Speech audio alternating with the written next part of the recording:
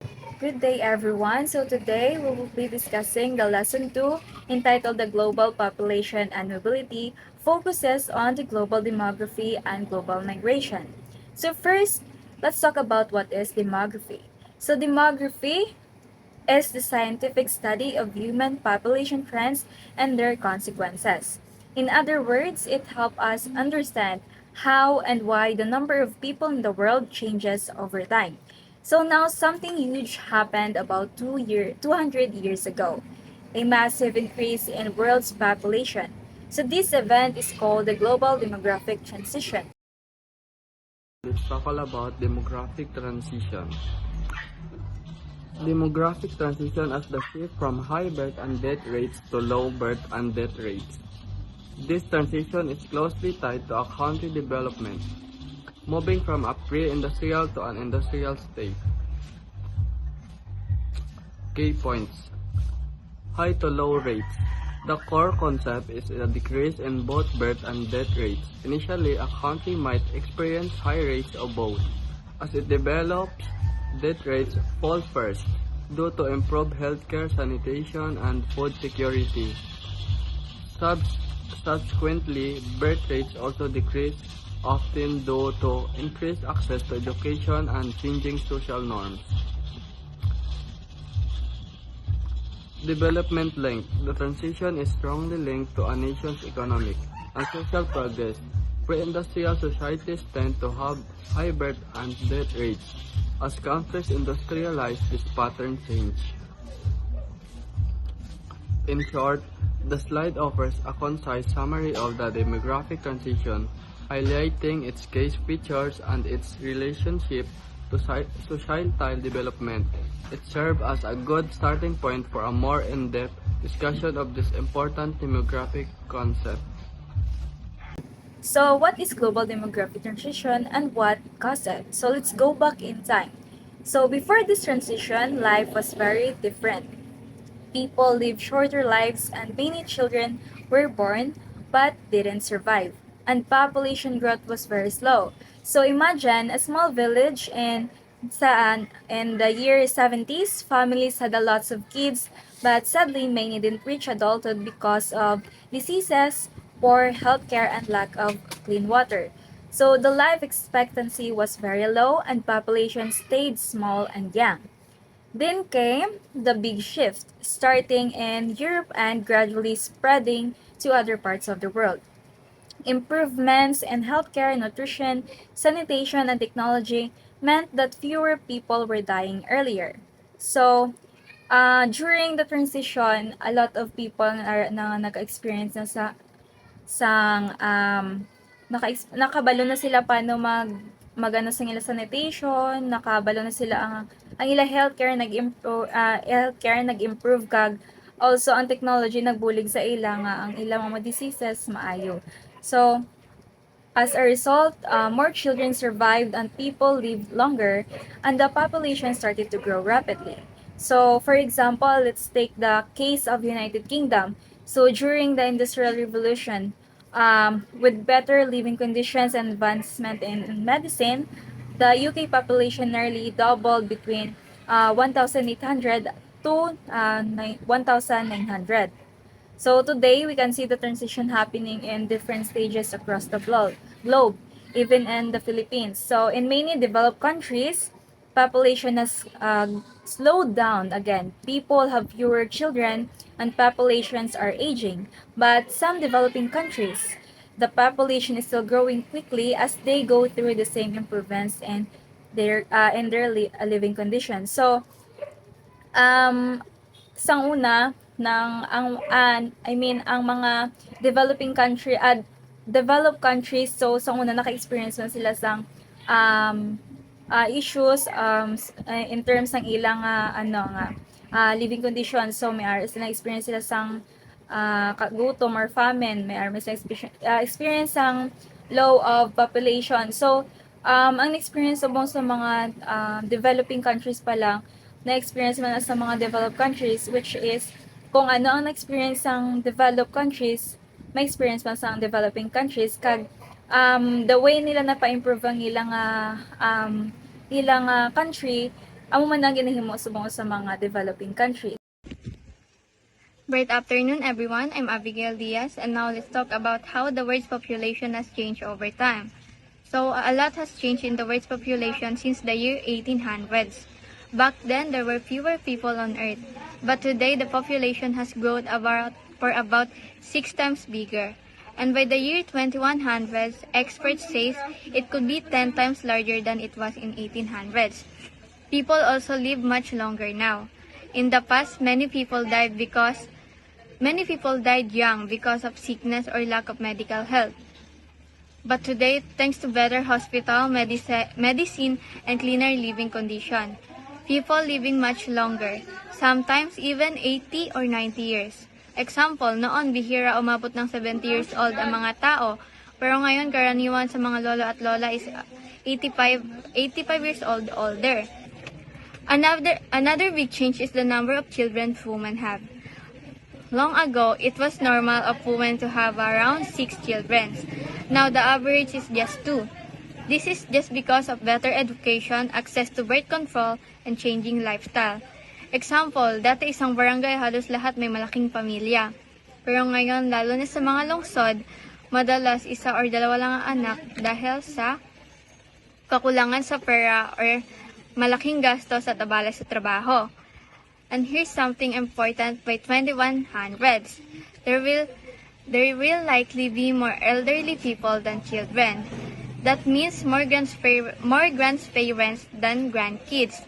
This can affect how society works, like jobs, healthcare, and support for older people. Example, kung marami nang matatanda kaysa sa bata, kailangan mas marami ang nurse, caregiver, at senior service kaysa sa mga daycares or school. So in short, the world has now more people live longer, and families are smaller. These changes are important because they affect how we plan for the future. Good afternoon, everyone. I'm Ethel Airy, and I will tackle about the Malthusian theory. So, who is Thomas Malthus? He was the first person to analyze population growth and its social consequences. In his essay entitled "Essay on the Principle of Populations," published in 1789, Malthus argued that human populations, if unchecked, grow at a geometric or exponential rate, doubling at regular intervals, while food supply and other sources increases only at an arithmetic or linear rate. Malthus observed that when populations grows faster than resources, competitions for limited foods and jobs intensifies. This results in lower wages, increased poverty, and higher mortality rates due to famine, disease, and even conflict. What he referred to as misery in his view, these were natural consequences that serve to check populations' growth. Depressed wages will also cause postponement of marriage, resulting in prostitution and other vices, including contraception, that is called preventive check. When we say preventive check, our voluntary actions take to limit family size, such as postponing marriage, practicing abstinence, or using contraceptions. Malthus argued that only moral restraints, deliberately delaying marriage and limiting family size, could prevent the cycle of crisis and misery caused by overpopulations. So next slide, we're going to tackle about the population explosion. So contrary to what Malthus predicted, Malthus didn't foresee the Industrial Revolution, and the world population reached about 6 billion by 2000s. Resources increased rapidly due to the technological process. So this highlights how Malthus's prediction didn't fully materialize because he underestimated technological advancements like the Industrial Revolution. While Malthus argued that population growth, which is geometric, would outpace resources, which is arithmetic. Innovation boosted food production and living standards, allowing the global population to grow rapidly, reaching about 6 billion by the 2000s, without the catastrophic misery or prevention checks he envisioned. So technology effectively delayed the crisis that Malthus predicted. Amen. Next, we're going to talk about the demographic transition model. So this model shows how population change as countries develop. So this model has four stages. Stage 1 is pre-industrial society, which has high birth and death rate. Population grows slowly because many people die from disease, famine, or lack of medical care. Stage 2 is early industrial society. Death rates drop due to better healthcare, clean water, and sanitation. Birth rates stay high so the population grows quickly. Stage 3 is late industrial society. Birth rate starts falling because fewer children are needed for work, and family planning is improved. Population growth slows down. Stage 4 is post-industrial society. Low birth and death rates, and population stays stable with good healthcare, education, and older marriage. So in summary, as countries develop, they move from high birth and death rates to low birth and death rates. Developing countries can learn from this to manage their population growth. So next, let's move on to the criticism on the demographic transition theory, or the DTT. So it tries to explain how countries shift from having high birth rate and death rates to low birth and death rates as they develop. So it is based on what happened in Western countries like the US and Europe. But some people criticize this theory because of multiple reasons. First, in which it is based mostly on Western countries. So the theory was made by studying rich and industrialized nations. But countries like Africa, the Middle East, and some parts of Asia have different culture, religion, and economies. So they might not follow the same path. For example, countries or some African countries are getting richer, but the birth rates are still high because of their traditions or their lack of family planning. So the second criticism is that fertility rates don't always drop. So the theory assumes that when a country gets richer, people will have fewer babies. But in some places, even with economic growth, birth rates stay high because of, first, families prefer more children. And second is poor access to education, especially for women, and the invention of the birth control. For example, the country Niger has one of the highest fertility rates in the world, even though that it is developing. So the third criticism is the timing of the theory is unpredictable. So Western countries took hundreds of years to go through this change. Today, things move faster because of technology, healthcare, and globalization. Some countries, like China, are aging before getting fully rich, which the theory didn't predict. So next is we're going to talk about the fertility transition theory. So this theory states that fertility rates in developing countries are dropping faster than before. So this is largely because of the greater access to contraceptives and the awareness campaigns via TV, radio, and mobile tech. So unlike in the past, economic growth isn't the only driver of this. Cultural shift towards smaller families and family planning acceptance are speeding up the change. However, obstacles like cost misinformation and gender inequality is still progressive in some regions. Fertility rates are declining not just due to economic growth but because of cultural attitudes are shifting. More families now prefer fewer children and they are actively using contraceptives. For example, in Iran, we saw fertility rates plummet from 6.5 children per woman in the 1980s to just 1.7 today. So this is thanks to the government-backed family planning and changing in social norms. And in Bangladesh, reduced its fertility rate from 6.3 in 1975 to just 2.2 by 2020. So this is largely through the grassroots education and contraceptive access, even while remaining poor. So these cases show that cultural changes, not just wealth, can drive faster fertility decline. So though barriers like gender inequality or misinformation persist in some regions. Next is that birth control still face major challenges in many developing countries. High cost, lack of education, and religious or cultural resistance limits its use.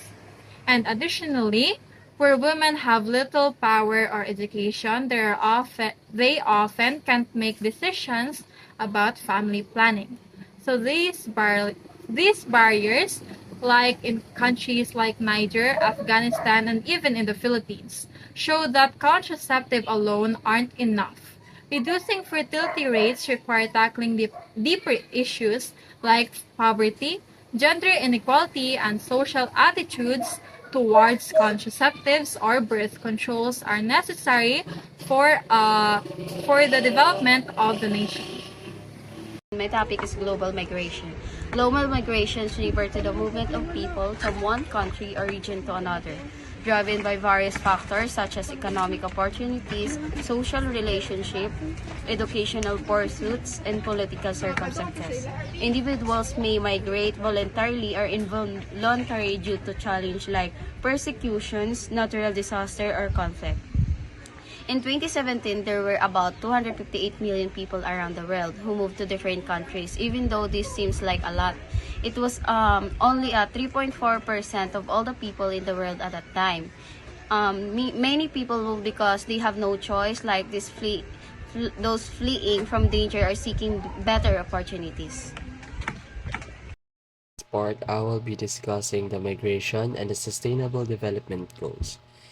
Migration significantly contributes to all aspects of economic and social development, whereas uh, everywhere and is essential in achieving the SDGs. So the 2030 Agenda is the first global plan to recognize migration as part of sustainable development, including migration related goals and acknowledging the challenges that migrants faces. Migration affects many areas of development in economic, social, and environmental, making the SDGs as a strong platform to address both benefits and issue of human mobility. So we have 17 SDG goals. Back to the first paragraph. Migration is significantly contributes to all aspects of economic and social development everywhere and is essential in achieving the SDG. Why is that? Because it is not just a side issue. Kumbaga, it actively helps economies and societies grow and progress not just in local economy or sa ano lang, but globally. Furthermore, these migration related goals or the migration itself argues that we cannot achieve or yeah, we cannot achieve the SDG or the Sustainable Development Goals without considering the migration itself. Next is uh, the 2030 Agenda is the first global plan to recognize migration as part of sustainable development, including migration related goals and acknowledging the challenges migrants may face.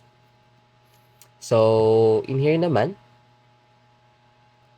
sa dili naman is medyo the 2030 agenda is very essential or very important because it is a first worldwide plan na gin-consider nila ang migration as part of a bigger picture making the world develop or achieve sustainability. It also points out that the agenda includes goals related to migration itself and those difficulties that migrants may face or often encounter. Last sentence in this paragraph is migrants affect many areas of development in economic, social, and environmental, making the SDG strong platform to address. So during gina-highlight na ang migration is has a various or has a various aspect of how countries develop. through their economies, their societies, and even their environment.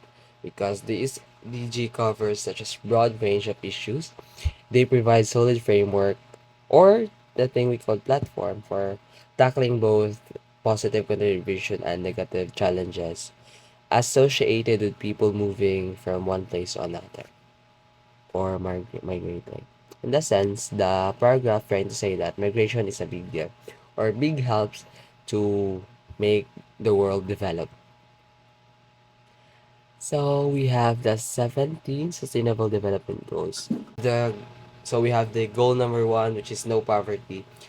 So migration can be a crucial pathway out of poverty for individuals and families. So we have two examples for that. Is the good one is that those who migrates or those who move place from another, for example, is the OFW. Yes, sila they go to another country to work. Tas ang ilang remittance nga ginadala din sa Philippines is uh, makahelp sila household, 'di ba? To ano, so some of them through amo na tanang work overseas, gakaahon sila sa kalisod sa kinabuhi. And in the other hand, if there's a good side, there will also we will also have the bad side. Some of those migrants nga gaka-experience tawag sini poor managed migration or sometimes exploitation, ga suffer sila dito sa ano tas gakadungag pagid ang kapag pigadohon. Why? Ang familiar man 'di ba iban sa ang mga ano na lagi na peke nga agency pag-abot dito wala gali amo na. So ang gigasto nila if they will go back to the Philippines, magasto sila, mas dungag pag ano tas ang iban dito is ang magkaamo bala mga you know, tas wala ginaabuso to sila, tas amo na siya contribute siya sa poverty nga ginatawag. Next is ang zero hunger. So migrants often contribute to agricultural sectors in both their homes and host countries. So zero hunger. So same lang, connected siya sa first nga goal. If no poverty, then we will have zero hunger. Kung nakatrabaho nito ang families dito na sa gawas, then may remittance diri, then makabakal sila supply. Masustain ang ila ano, paning nahanglanon. And my topic is migrants. So migrants is the International Organization for Migration, or IOM, defines a migrant as anyone who moves from their usual residence. So whether across countries or within one, regardless of their legal status, reasons for moving, or duration of stays. So this encompasses both voluntary and involuntary movements. So types of migrants, first is the labor economic migrants. So these individuals relocate for work or to be with their families. Their movement is primarily driven by economic opportunities or family reunification. Like for example, sa mga work like OFW or sa mga construction workers, move sila sa isa lain nga lugar for work, yes.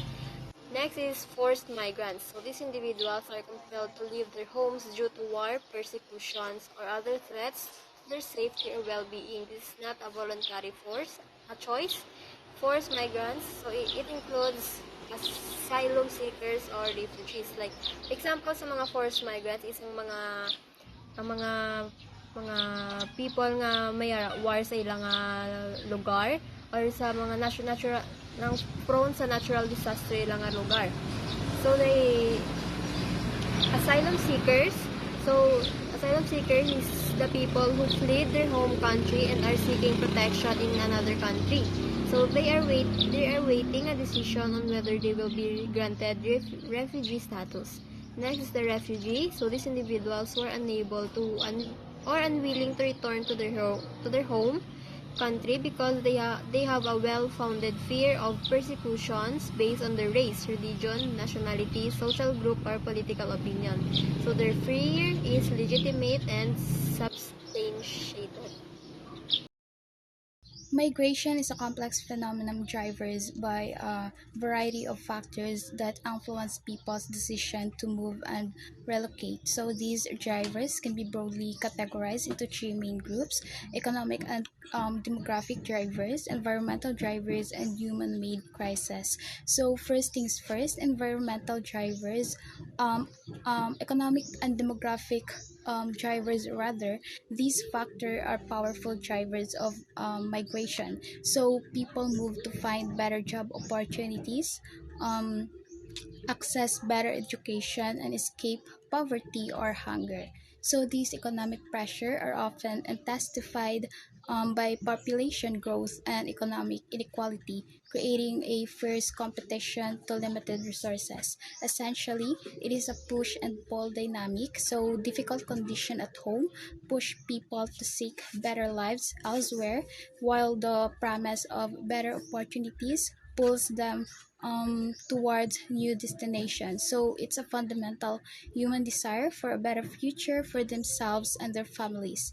Second, environmental drivers. So climate change and natural disaster are fundamental environment diverse disposition, internal and international migration. So the effects of global climate change affects migration mostly indirect through multiple transmission channels, including its impact on economic factors such as incomes, livelihood opportunities, or food security, natural disaster, and sudden environmental shock, such as floods, storms, earthquakes, and human-made disaster and accidents. So it's often trigger leading people to abandon their homes, particularly those living in vulnerable areas. So this environment pressure often intersect with existing poverty, creating a situation where people are not only facing environmental damage but also a lack of resources and opportunities, so making relocations in a matter of survival. So the combination of this factor creates a powerful impulse for people to seek safe and more sustainable living condition elsewhere. So, and lastly, human-made crises, which are a big reason why people move. So these problems like wars, unfair treatment, corruption, and bad governments. So these are all caused by people forcing families to leave their homes to be safe. So wars and fighting make people run from bombs and violence. So people are also forced to leave because of who they are, or their how they are, their religion, or what they are believed. So if the government is corrupt or it doesn't help its people, so people will leave to find a better safe place. So basically, it's a desperate search for peace, safety, and the right to live without fear. So um, this is my discussion for migration drivers for migration.